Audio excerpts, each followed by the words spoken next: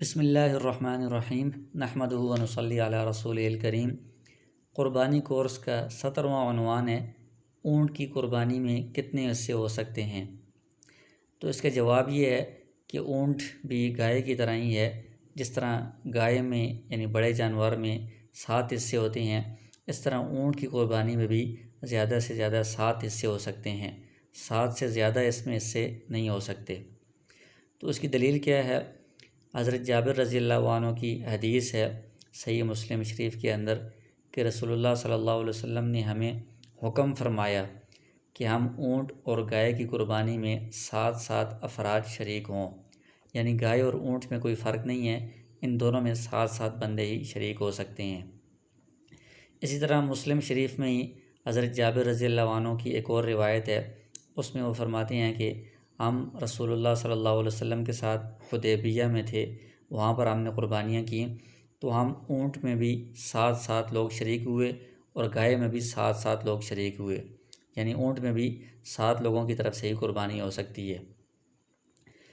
اور ترمذی شریف میں بھی اس روایت کو، حضرت جابر رضی اللہ عنہ کی جو روایت ہے، اس کو ذکر کیا گیا ہے کہ رسول اللہ صلی اللہ علیہ وسلم کے ساتھ حدیبیہ والے سال ہم نے قربانیاں کیں، تو اونٹ بھی ہم نے 7 لوگوں کی طرف سے قربانی کی اور گائے میں بھی 7 لوگوں کی طرف سے۔ تو ترمذی میں یہ جو روایت لکھی گئی ہے، اس کے ساتھ اس کے روایت کے ذکر کرنے کے بعد امام ترمذی فرماتے ہیں کہ یہ جو حدیث ہے حضرت جابر رضی اللہ عنہ کی حدیث، یہ حدیث حسن صحیح ہے، اور اسی پر صحابہ کرام رضی اللہ عنہم اور دیگر اہل علم کا عمل رہا ہے کہ وہ اونٹ میں بھی گائے کی طرح 7 افراد کو ہی شریک کرتے رہے ہیں، کہ اونٹ کی قربانی بھی 7 افراد کی طرف سے ہی درست سمجھتے رہے ہیں، یعنی صحابہ کرام کا اور تابعین وغیرہ جتنے اہل علم ہیں ان کا عمل اسی پر رہا ہے۔ اور پھر انہوں نے فرمایا کہ امام ترمذی نے کہ حضرت سفیان ثوری رحمہ اللہ، حضرت امام شافعی رحمہ اللہ، امام احمد رحمہ اللہ کا بھی یہی قول ہے کہ اونٹ کے اندر 7 افراد ہی شریک ہو سکتے ہیں۔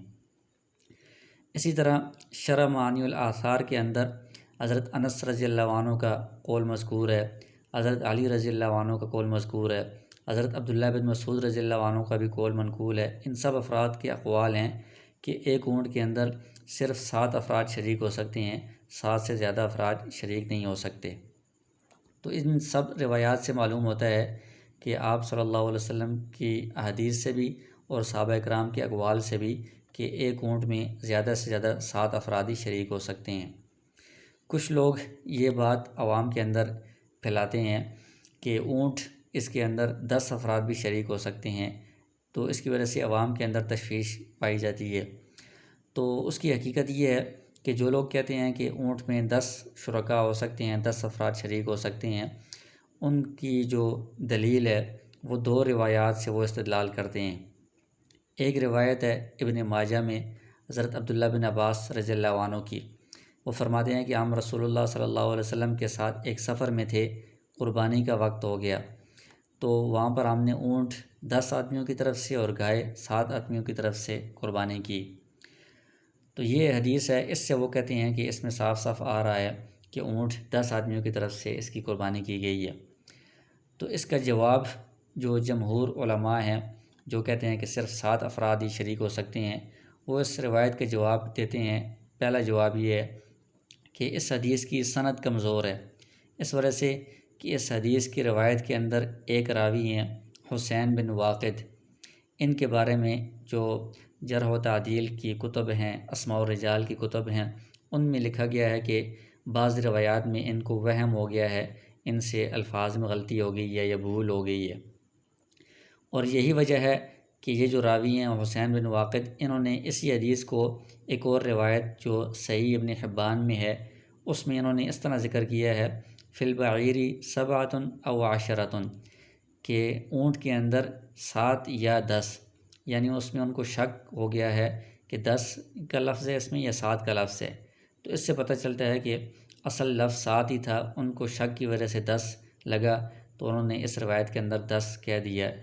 تو یہ ایک راوی ہیں۔ اسی حدیث کے اندر ایک اور راوی ہیں ہدیہ بن عبد الوہاب،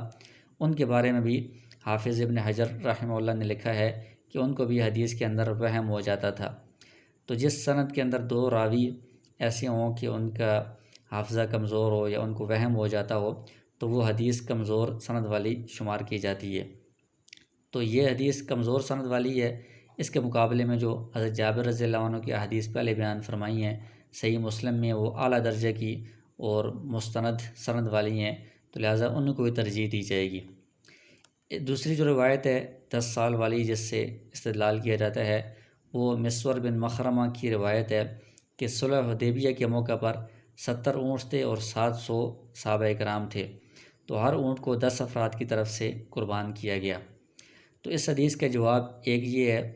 کہ حضرت جابر رضی اللہ عنہ جو حدیبیہ میں خود موجود تھے، ان کی روایت پہلے گزری ہے حدیبیہ کے بارے میں کہ ہم نے اونٹ 7 افراد کی طرف سے قربان کیا۔ تو اس لیے یہ جو روایت ہے یہ اس درجے کی نہیں ہے، اس میں اتنی صراحت نہیں ہے، تو لہٰذا اسی حضرت جابر رضی اللہ عنہ کی جو صراحتاً واضح حدیث ہے اسی پر عمل کیا جائے گا۔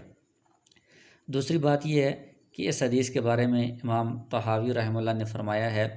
کہ اس حدیث میں جو امام زہری ہیں، اس کے جو بڑے راوی ہیں، ان کے مختلف جو شاگرد ہیں ان میں سے صرف ایک شاگرد ایسے ہیں کہ جو یہ والی روایت بیان کرتے ہیں کہ 10 افراد کی طرف سے ایک اونٹ کو قربان کیا گیا۔ ان کے جو باقی شاگرد ہیں امام زہری کے، وہ سارے کے سارے وہ 7 والی یہ روایت کو ہی روایت کرتے ہیں، 10 والی کوئی بھی روایت نہیں کرتا۔ تو جب ایک طرف ایک راوی ہو، دوسری طرف پوری شاگردوں کی جماعت ہو، تو اس میں ایک راوی کے مقابلے میں اس جو بڑی جماعت ہوتی ہے اس کی روایت کو ترجیح دی جاتی ہے۔ پھر اس کا تیسرا جواب یہ ہے کہ اس روایت میں 700 افراد حدیبیہ میں ان کا ذکر ہے، جبکہ جو اس واقعے کی حدیبیہ کے واقعے سے متعلق جو صحیح اور مستند احادیث ہیں ان میں صاف صاف آیا ہے کہ صحابہ اکرام کی حدیبیہ میں جو تعداد تھی وہ 1000 سے زائد تھی۔ بعض روایات میں 1300 ہے، بعض میں 1400 ہے، مشہور بھی یہی ہے کہ 1400 تعداد تھی۔ تو اس میں یہ 700 افراد والی روایت کہ 70 اونٹ تھے تو وہ 700 کی طرف سے قربان ہوئے، تو 10 افراد کی طرف سے ایک اونٹ۔ تو جب صحابہ اکرام کی تعداد 1400 تھی یا 1300 تھی یا 1000 سے زائد تھی تو 70 اونٹ ان کی طرف سے کافی نہیں ہو سکتے، اس لیے اس روایت کے اندر بھی یہ اتنے اشکالات پیدا ہو رہے ہیں، تو اس سے بھی استدلال نہیں کیا جا سکتا۔ اس کے مقابلے میں جو پہلے مسلم شریف کی احادیث بیان کی گئی ہیں وہ بالکل صحیح یا مستند ہیں، لہٰذا انہی سے استدلال کیا جائے گا۔ پھر دوسری بات یہ ہے کہ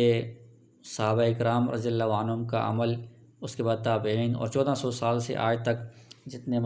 جمہور مسلمان اور جمہور فقہاء علماء گزرے ہیں، ان سب کا عمل بھی اسی پر رہا ہے کہ وہ اونٹ 7 افراد کی طرف سے قربان کرتے رہے ہیں، 10 پر جمہور علماء کا عمل نہیں رہا۔ پھر تیسری بات یہ ہے کہ 7 کی جو تعداد ہے یہ متفق علیہ ہے، اس پر سب کا اتفاق ہے، اس میں کسی کا اختلاف نہیں۔ اور 10 والی جو ہے وہ اس کے اندر شبہ ہے، شک ہے، اختلاف ہے۔ تو جب ایک طرف اتفاق والی بات ہو، دوسری طرف شبہ والی بات ہو، تو احتیاط کا تقاضا بھی یہی ہے کہ ایسی بات پر عمل کرنا چاہیے جس میں سب کا اتفاق ہو، اس میں کوئی شبہ نہ ہو۔ تو لہٰذا احتیاط کا تقاضا یہی ہے کہ اونٹ میں 7 حصے ہی کیے جائیں، 7 سے زیادہ حصے نہیں کیے جا سکتے۔